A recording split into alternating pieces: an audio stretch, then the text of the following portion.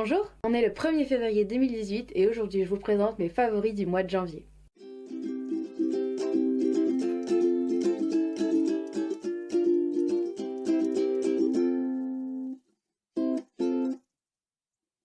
J'ai eu une envie soudaine récemment à la place des hauls de faire des favoris à la fin du mois. J'avais pris l'habitude de vous faire des hauls après une certaine période. J'accumulais toujours plein de trucs Disney etc. et que j'avais envie de vous montrer et que je vous ai montré dans des montages rythmés avec de la musique, tout ça. Du coup aujourd'hui je tente un nouveau truc. Au lieu de faire un haul, à la fin du mois, je vous présente ce que j'ai aimé, ce que j'ai apprécié, ce que j'ai regardé, ce que j'ai envie de vous partager. D'autant plus que cette année j'ai commencé un bullet journal. C'est un petit cahier, un journal qui sert d'agenda, de calendrier, de liste, d'organisateurs.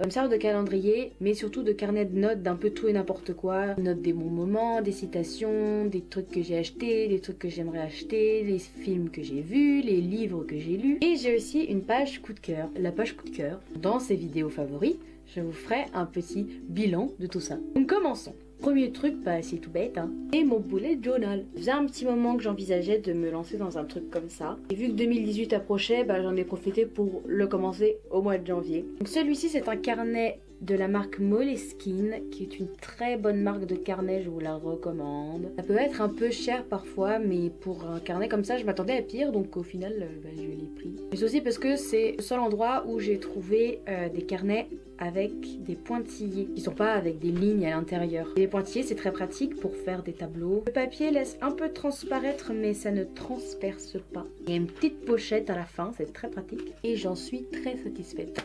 Et en deuxième favori, j'ai ce lot de 4 liners noirs. C'est un tout nouveau lot de stylos qui sont très bien pour la calligraphie. Vous avez des points de pinceau plus ou moins fines. Et celui que je préfère, c'est un biseauté. J'avais jamais vu cette marque faire ce genre de truc. Ensuite, on va passer à du Disney un petit peu. Je me suis rendue à Disneyland au mois de janvier, évidemment. J'ai fait quelques achats. Et j'ai craqué pour 2 petites Tsum Tsum que je n'ai pas pu me retenir d'acheter. De la collection Coco. Nous avons Miguel et Dante. Et Miguel est super bien fait avec le maquillage, etc. On peut même lui enlever sa capuche si ça c'est pas extraordinaire. C'est validé. Maintenant qu'on est parti dans la peluche, on va continuer. Ce petit là, vous le voyez. Vous avez sûrement entendu parler des Uffuffy. C'est le nouveau truc japonais, un peu comme les Tsum Tsum. C'est le genre de truc où on se dit, encore une nouvelle invention débile, ça sert à rien, je vais pas tomber là-dedans.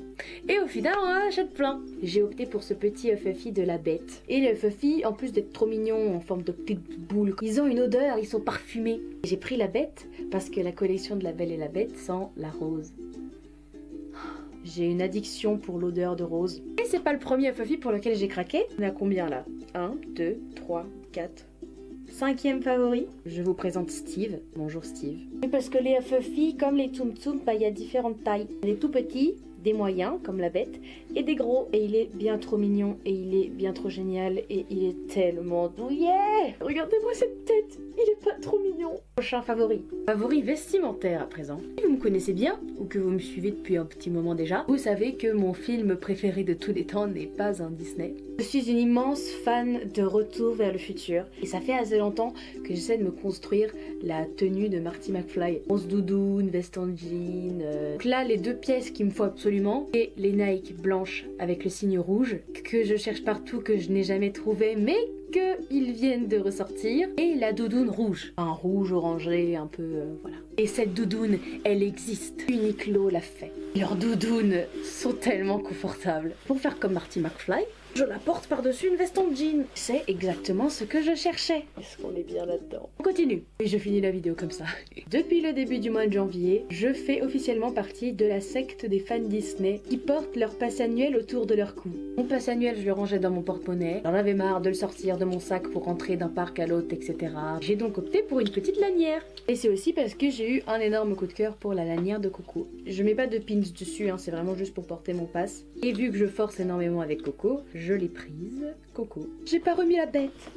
Voilà. Et continuons avec le dernier favori. J'ai gardé le meilleur pour la fin. C'est une série dont on parle depuis un petit moment déjà parce que je fais du ukulélé. La série ça chante et il y a beaucoup de chansons accompagnées de ukulélé. Donc on me dit ouais tu devrais regarder, essayer de jouer des chansons, nanana. J'ai fini par faire et c'est un réel coup de cœur. Je vous présente Steven Universe. C'est une série animée Cartoon Network en 5 saisons, la 5e est en train de sortir en ce moment je crois. Ça a commencé en 2013. Vous avez des problèmes dans votre vie, que vous avez besoin de douceur et de joie. Regardez Steven Universe, c'est extraordinaire. C'est un peu chaud là. Essayez de dire de quoi ça parle sans spoiler.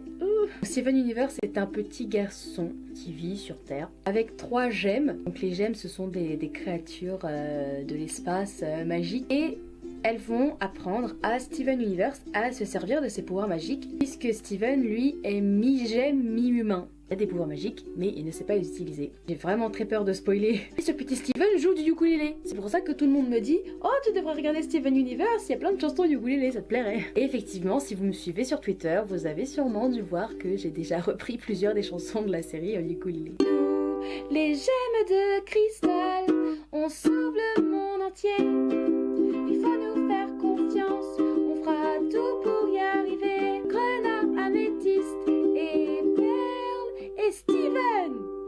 Yeah! Et donc avec tous ces personnages, il se passe plein de trucs et c'est absolument génial et je vous laisse découvrir par vous-même. Et la grande et belle chose de cette série, c'est qu'il y a beaucoup de personnages LGBT. Oui, c'est une série animée, tout public, qui passe sur Cartoon Network, qui est visionnée par beaucoup d'enfants, et qui comporte plein de personnages LGBT, plein de métaphores, plein d'amour un peu ambigu, mais en même temps pas trop. Enfin, il y a plein de relations super cool entre les personnages. C'est aussi ça qui est super captivant de découvrir petit à petit dans la série, qui aime qui vient d'où, quand, pourquoi. C'est vraiment trop bien, je vous la conseille 1000 fois. Merci beaucoup d'avoir regardé cette vidéo favori. Je vous dis à très bientôt pour de nouvelles aventures et n'oubliez pas de croire en la magie. Mouah!